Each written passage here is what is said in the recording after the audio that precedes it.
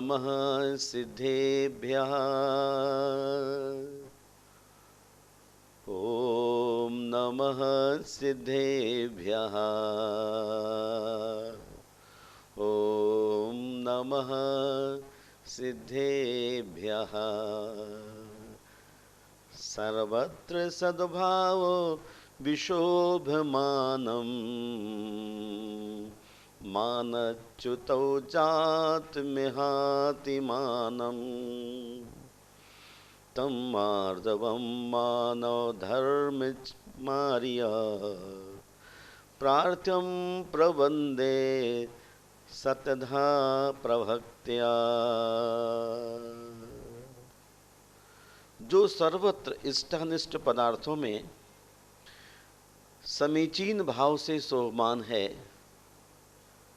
मान कषाय का अभाव होने पर उत्पन्न होता है, बहुत भारी सम्मान से सहित है।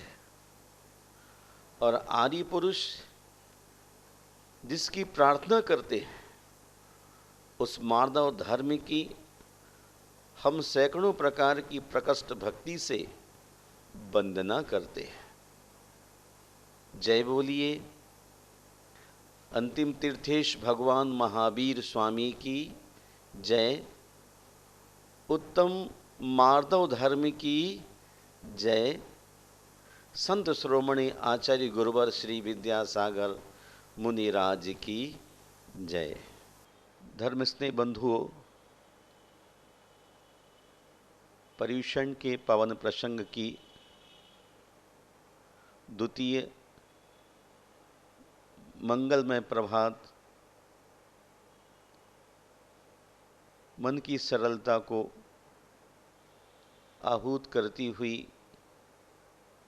कोमलता को निमंत्रण करती हुई मधुराई की बात करती है। हम अपनी जिंदगी में कितने मृदु हो सकते हैं, कितने मृदु हो सकते हैं, उसका हमें अमल करना है। क्षमा के उपरांत मन की स्थिति अत्यंत पवित्र और निष्कलुष हो जाती है। ऐसी ग्रहणशील प्रज्ञा में ही मार्दव की धारणा होती है। मार्दव वृत्तियों की कोमलता का नाम है। जब व्यक्ति में क्रूरता, खलता, दुर्जनता, वैर, विरोध आदि भावनाएं कम हो जाती हैं, तब इस दृष्टि का उदय होता है। इसका सबसे पहला संकेत उसके व्यवहार में दिखलाई देता है। वह कठोर नहीं बोलता, ऐसा कुछ नहीं कहता जिससे किसी को आघात लगे, और ऐसा नहीं सोचता जिसके दुष्परिणाम निकल सकते हो। वह आचरण में सर्वत्र अहिंसक होता है। मधुराई उसके मन, वचन और कर्म में घुल जाती है। उसकी चित्तवृत्ति स्निग्ध, शांत और मद रहित होती है। चूंकि चित्त में मार्दव का विस्तार है, अहिंसा मन की कर्कशता, क्रूरता और कठोरता को बुहार देती है, और वह बुहारी होती है मार्दव की। महानुभाव, क्षमा के आते ही मन पर से दंभ का मुलम्मा हट जाता है। दूसरों का क्रोध अहंकारी मन को शांत कर देता है, उसे विनीत बना देता है। कठोरता निकल भागती है, मृदुता चित्त पर अतिथि हो जाती है। चित्त कोमलता की ओर झुक जाता है और भीतरी सौंदर्य के अनुसंधान पर निकल पड़ता है। इस स्थिति में मिथ्यात्व व दंभ वहां रह जाता है। नहीं, इस स्थिति में मिथ्यात्व व दंभ वहां नहीं रह जाता है। रह जाता है केवल सम्यक्त और समत्व। इस स्थिति में मार्दव के मायने है मन की मृदुता, कोमलता। कोमलता शब्द वस्तुतः सुकुमारता, मृदुता, मसृणता, सौम्यता, मधुरता, दयालुता, नम्रता इत्यादि के अर्थ में विभ्रत होता है। गुलाब, प्रकृति से गुलाब के फूल में रंग की अतिरिक्त कोमलता भी रहती है। प्रकृति से गुलाब के फूल में रंग की अतिरिक्त कोमलता भी रहती है। वृक्षों की नई कोपलें कोमलता से युक्त होती हैं। वाणी की कोमलता का अर्थ उसकी मधुरता है। शरीर की कोमलता का अर्थ शरीर की सुंदरता से है और हृदय की कोमलता निश्चय ही दयालुता का दर्शन कराती है। संगीत के स्वरों की कोमलता तल्लीनता से जीवन को जगाती है। ज्ञातव्य है, संगीत में धीमा स्वर कोमल कहलाता है। मूर्ति, चित्र और संगीत ये तीनों ही कलाएं विषयों का परिमार्जन करती हैं। इसी कारण कला को परमानंद और परम तत्व की प्राप्ति का साधन कहा है। इतना ही नहीं, वायु की कोमलता का भी उल्लेख मिलता है। तीर्थंकरों के मंगल विहार में मधुर मंद मंद पवन बहने लगती है, जो शरीर मन प्राणों को सुखप्रद होती है। मंद मंद वायु का विहरण प्रभु की मृदुता का प्रतिनिधित्व करता है, जिनके बाह्य और अंतःकरण में किसी प्रकार का भेद नहीं होता। वे ही मार्दव मूर्ति हैं, उनकी वाणी में जादू होता है। वे प्रसन्न चित्त और तनाव मुक्त होते हैं।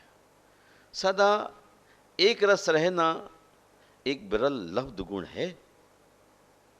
महानुभाव कहते हैं, अध्यात्म श्रोमणि महाश्रमण आचार्य कुंद कुंद बहुत ही धीमे स्वर से बोलते थे, किंतु श्रमण श्रावकों पर उनकी वाणी का गहरा प्रभाव पड़ता था।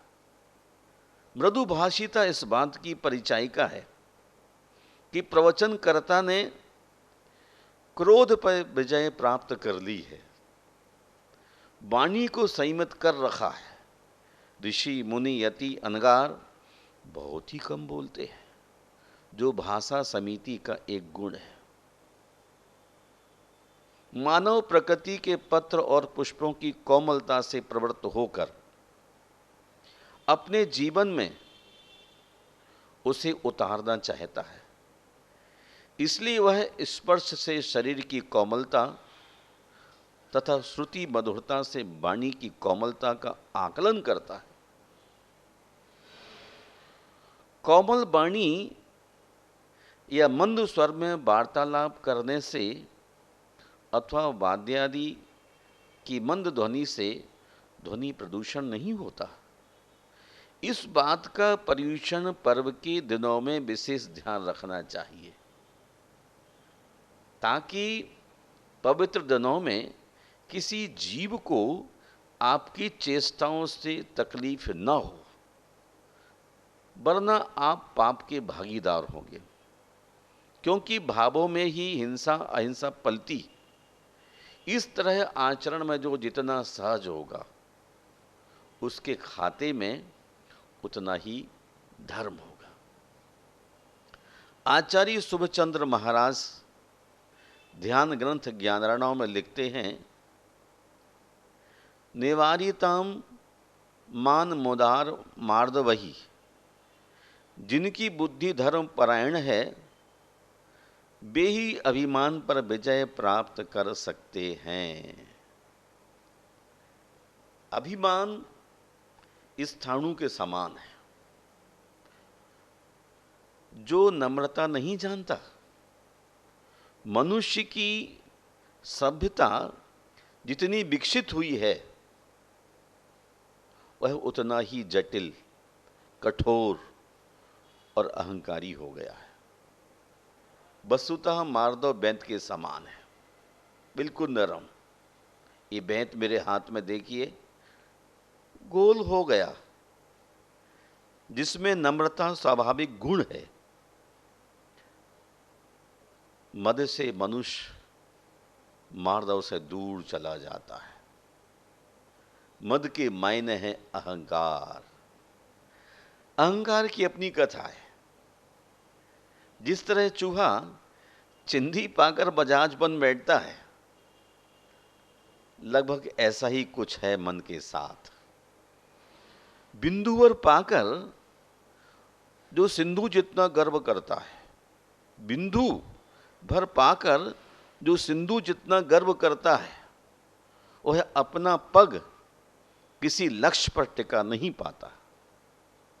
थोड़ा पाकर फूला फूला फिरने वाला अपने जीवन के उत्तरार्ध में काफी पछताता है, और जिसे बहुत मिला है वह उसे दोनों हाथों से उलीचकर कृतकृत्य हो जाता है। जो संपत्ति, रूप, सौंदर्य आदि की क्षण भंगुरता को जानता है, वह इन पर कभी दर्प नहीं करता, बल्कि मौका आने पर इनका परोपकार में उपयोग करता है। ऋषि मुनि धरती पर जन्म परोपकार के लिए ही लेते हैं। वृक्ष परोपकार के लिए फल देते हैं। नदियां परोपकार के लिए जल अपना निकालती हैं। महानुभाव, मैं आपसे कहना चाहता हूं कि आप अपनी जिंदगी में कितना विराट चिंतन लेके चलने की आदत डालना चाहते हैं, वो तभी बन सकती है जब आपके भाव मृदु हों। मृदोर भावम मार्दवम, भावों की मृदुता को ही मार्दव कहा गया है। और मान निर्हरणम मार्दव, मान की हानि करना, मान को दूर करना, इसका नाम ही मार्दव है। और मार्दव धर्मी लोग ही स्वर्ग जाने के रास्ते को प्रशस्त कर पाते। हमारे ऋषि मुनि कहते हैं मार्दव का शाब्दिक अर्थ है लचीलापन, यूं कहिए कोमलता, अथवा कहिए कृपा, नरमी, उदारता, सुकुमारता, नम्रता, सौम्यता, या कहिए स्निग्धता, दयालुता अथवा मुलायमियत। कौन कितना मुलायम है, कौन कितना दयालु है, ये उसके व्यवहार से सहज ही प्रकट हो जाता है। मैं चाहता हूँ हम आपकी ज़िंदगी इतनी लचीली हो कि सामने से कोई दुखी व्यक्ति आता है, उसको हम इतना दुलार दें, इतना प्यार दें कि वह अपनी पीड़ा को ही भूल जाए। कितना भी रावण जैसा अहंकारी व्यक्ति क्यों ना हो, लेकिन हमारे मन की कोमलता, प्रभु जैसी कृपा, हृदय में नरमी और राम जैसी उदारता बनी रही तो रावण जैसे व्यक्ति भी सरल हो जाएंगे। और ना भी हों तो हम तो अपनी परीक्षाएं पास होने वाले ही हैं। जीवन में उदारता बड़ी मायना रखती है। सुकुमारता, इतनी सुकुमारता, कहते हैं मुनियों के हाथ में जो पिच्छिका है, इसके 5 गुण हैं। यह मृदु है, सुकुमार है, हल्की है, धूल को नहीं पकड़ती, पसीना को भी नहीं पकड़ती है। इतनी सुकुमार कि इसका एक पंख तोड़ करके यदि आँख में डाल दिया जाए तो भी आँख से पानी नहीं आता है। इतनी सुकुमार, पानी का छींटा लगते ही यह जूट की तरह छोटी हो जाती है। महानुभाव, वजन में ही बहुत हल्की है। इसलिए मेरा मार्दव के साथ आपको जोड़ने का मंतव्य यही है कि आपकी ज़िंदगी में नम्रता आए, सौम्यता भी आए। जितना जितना मार्दव परिणाम आएगा, उतना उतना आपकी ज़िंदगी में सौम्यता, सुंदरता, स्निग्धता, दयालुता, एक से एक बढ़कर गुण उपलब्ध होने लग जाते हैं। जिनकी बुद्धि धर्म परायण है, वे ही अभिमान पर विजय प्राप्त कर सकते हैं। विद्या मदो धन मदस्तृतीयो भी जन्मदा। विद्या धन कुल पाकर अभिमान से उन्नत हो जाते हैं, परंतु सत्पुरुषों तो इन्हें पाकर समता का साधक एवं मार्दव धर्म का पालक साधु पुरुष उक्त मदों से सर्वथा अलिप्त रहता है। आपने वृक्ष को देखा होगा, जिस वृक्ष पर अनेक तरह के फल लद जाते हैं तो वह स्वयं झुकने लग जाता है। मैंने बहुत वर्ष पहले एक किताब लिखी शिवशाला, जिसमें फल की खासियत को लेकर के, वृक्ष की खासियत खूबी को लेकर लिखा है। फल से छिति रोहे लदा हुआ जो वसुधा पर झुक झुक जाता। फल से छिति रोहे लदा हुआ जो वसुधा पर झुक झुक जाता। माँ का बंदन करने हर पल चरणों को छू छू जाता। सन्यासी सज्जन जन जग में इसी भांति गुण भरे हुए। शिवशाला सुन क्षण में झुकते ऐसे प्राणी सिद्ध हुए।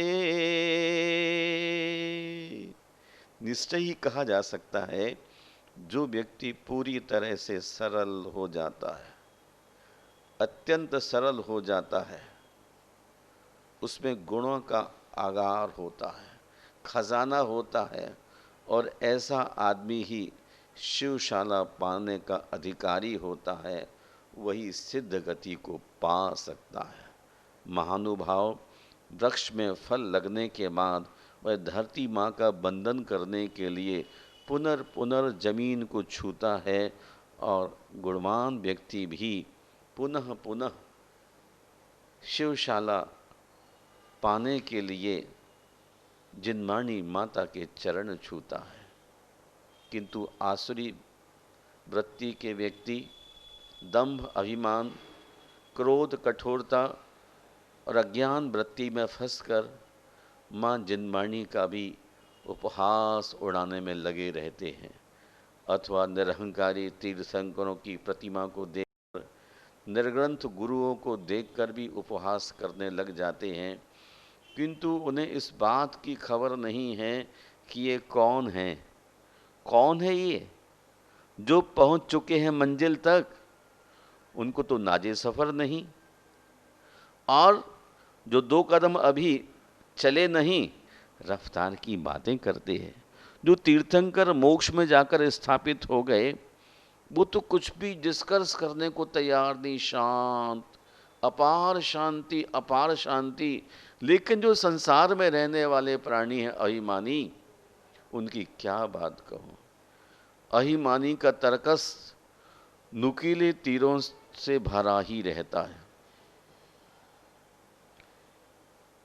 अभिज्ञान शकुंतलम में कालिदास कहते हैं, को नाम उष्ण उदकेन नो मालिकाम सिंचती। भला कौन नौ मालिका को गर्म जल से सींचेगा। मार्दव धर्म को धारण करने वाला क्रोध कैसे कर सकता है? कतई नहीं कर सकता है।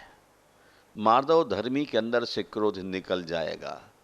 गर्म पानी पौधे पर पड़ने पर पौधा मुरझा जाएगा, लेकिन यह भव्य आत्मा कभी भी गर्म जल को अर्थात क्रोध को नहीं करने वाली है। मैं आपसे कहना चाहता हूँ, मान महाविश्वरूप करही नीच गति जगत में। कोमल सुधा अनूप सुख पावे प्राणी सदा। मान महाविषम है। जिन्होंने मान को किया वो रावण भी आज धरती पर नहीं रहे। करही नीच गति जगत में, उसको निश्चित ही नीच स्थान पर भेज दिया। नीचे जा तू, बहुत अभिमान करता है, बहुत दुनिया को दुखी कर रहा है। करही नीच गति जगत में, यहाँ रहेगा तो भी इसको नीचा स्थान रहेगा, और ऊपर जाएगा तो भी नीचे स्थान पर बैठना पड़ेगा। कोमल सुधा अनूप, और जिनका हृदय बहुत कोमल है वो अमृत का पान करने वाले हैं, अनुपम स्थान को पाते हैं और वो सदैव सुख के आस्पद होते हैं। तू किस बात का अहंकार करता है भवि आत्मन? पैसे का, शरीर का, रूप का? कोई तन दुखी, कोई मन दुखी, कोई धन दुखी दिखे, फिर भी तू इतना विचलित हो रहा है। तुझे अपनी जिंदगी में विनम्रता को लाना चाहिए। अकीर्ति विनयो हंति, महर्षि विदुर ने कहा है। नम्रता आपकी जिंदगी को आनंद से भरने वाली है। नम्रता अपयश को नष्ट कर देती है। जिन्होंने नम्रता को जीवन में धारण किया है, उन्हें मेरी भावना की दो पंक्ति प्रोटोन की तरह है। अहंकार का भाव न रखूं, नहीं किसी पर क्रोध करूं, देख दूसरों की बढ़ती को कभी न ईर्षा भाव धरूं। अहंकार का भाव न रखूं, भूल करके भी अहंकार के भाव को नहीं लाना।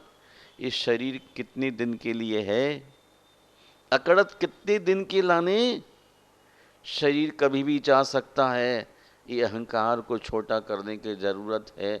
राम नहीं, रावण अंतिम रात विचार करता है कि अब क्या होने वाला है। स्वयं सुबह सुबह मैं तो जाने वाला हूँ, जीवन खत्म होने वाला है। रात भर सोचता रहता है। यदि उसने राम की उन्नति विकास को देखकर ईर्ष्या नहीं की होती तो आज ये उसके लिए अवसर सामने नहीं होता है। मैं का विसर्जन नहीं कर पाया रावण, मैं का विसर्जन करता तो माधव को पा जाता। अहम नहीं, सोहम का ध्यान करने वाला ही सफल है। रावण ने मैं का पाठ सीखा और राम ने सोहम सोहम, भगवान जो आप हैं सो मैं हूँ, सोहम। सोहम का पाठ करने वाला आदमी अपनी जिंदगी में कभी कुल का अभिमान नहीं करता, रूप का अभिमान नहीं करता, जाति का अभिमान नहीं करता, बुद्धि का अभिमान नहीं करता। तपस्वी तो तपस्या का ही मान नहीं करता है, और श्रोतज्ञ है तो ज्ञान का ही मान नहीं कर सकता, और जन्म से ब्रह्मचर्य पाल रहा है वह भी कभी गर्व नहीं करता है। ऐसा मार्दवशील प्राणी इस संसार में सब कुछ पा सकता है। भूलाचार में आचार्य भट्टकेर जी महाराज कहते हैं, विनय से संयम, तप और ज्ञान उत्पन्न होते हैं। विनय से आचार्य और संघ की आराधना की जाती है। विनय मोक्ष में प्रवेश कराती है।